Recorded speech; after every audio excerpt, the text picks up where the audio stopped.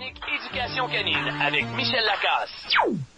C'est l'heure, oui, d'en apprendre davantage, des trucs et des conseils avec Michel Lacasse, éducateur canin. Bonjour, Michel. Bon mardi. Oui, toi aussi, la même chose. Michel, il y a une période de déménagement qui est fort achalandée. C'est le 1er juillet et ça amène des gens à abandonner leurs chiens, chose qu'il ne faut pas faire.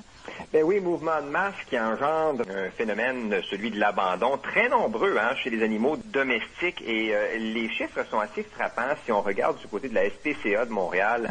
En temps normal, on reçoit 600 animaux par mois, alors que le chiffre passe à environ 1600 de juin au mois d'août. Oh, mon Dieu. Alors, c'est très notable comme augmentation. C'est beaucoup plus que le double. Et on va en parler tout de suite. Là. Il y a des gens qui vont porter leur animal au refuge, mais il y en a aussi des moins sympathiques là, qui vont plutôt les laisser à eux-mêmes dans l'appartement qu'ils quittent. Ben oui. Et ça, je trouve ça épouvantable. C'est épouvantable. C'est irresponsable. Et il faut savoir que de laisser un animal en détresse, c'est considéré comme illégal. Donc, de le laisser sans eau ni nourriture, oui, ça peut être criminel. Donc, on ne fait pas ça, évidemment. C'est de la maltraitance.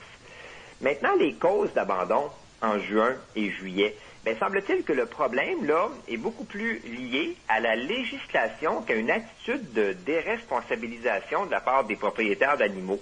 Le plus gros problème, là, c'est que certaines personnes ne peuvent tout simplement pas les amener. C'est particulièrement le cas pour ceux qui ont un faible revenu, selon ce que je lisais, parce que ces gens-là, malheureusement, ont un choix de loyer qui accepte les animaux qui est beaucoup plus restreint, qui est beaucoup plus petit.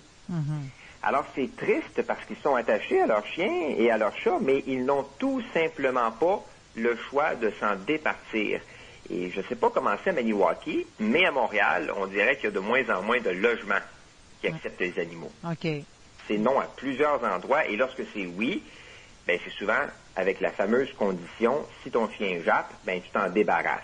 Et puis ça, franchement, ça m'énerve un peu, parce que venir à bout de la plupart des problèmes d'aboiement chez le chien, c'est très rare qu'on ne trouve pas une solution. Ça prend quelques semaines à la limite, ça prend pas des mois à régler.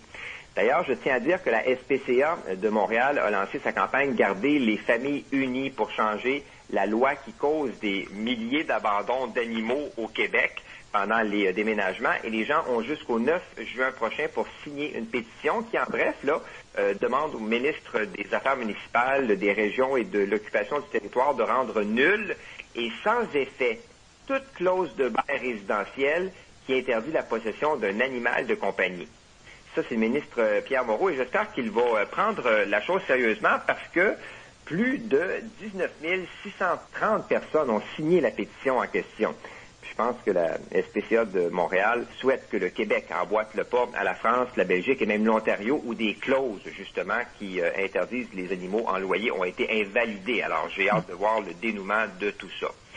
Maintenant, tu sais qu'on peut quand même faire des petites choses pour que ça se passe bien en appartement avec notre chien. Oui. Si l'animal ne fait pas d'anxiété de séparation, si c'est le cas, on doit consulter. Sinon, on lui laisse des jouets interactifs pour lui occuper la tête pendant notre absence. Oui. On se sert généralement de distributeurs de nourriture. À part ça, on peut demander à quelqu'un, une personne à la retraite, par exemple, de passer une fois par jour, tout simplement, pour s'amuser un peu avec notre chien. Et si ou même besoin. faire une promenade. Oui. Alors, si c'est possible, on le fait. Il y a aussi de plus en plus de garderies de jour pour les chiens. Je sais qu'on doit payer, mais c'est quand même abordable. Et dans les grands centres, moi, j'ai été témoin de ça, les gens sont nombreux à aller porter leur chien le matin à 6h30, 7h, un petit peu comme si c'était un enfant. Et là-bas, si on choisit un endroit qui a de l'allure, on s'en occupe très, très bien. On lui fait faire des choses pendant toute la journée ou une bonne partie de la journée. Alors, ce sont des petites choses à faire et il va sans dire que lorsqu'on vient du travail après notre journée de 8 heures, on s'occupe de notre chien, c'est-à-dire qu'on joue avec lui et on lui fait faire de l'exercice pour répondre à ses besoins.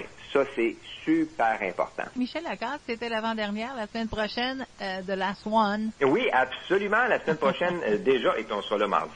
Parfait. Merci beaucoup. Bonne semaine. Bye. La chronique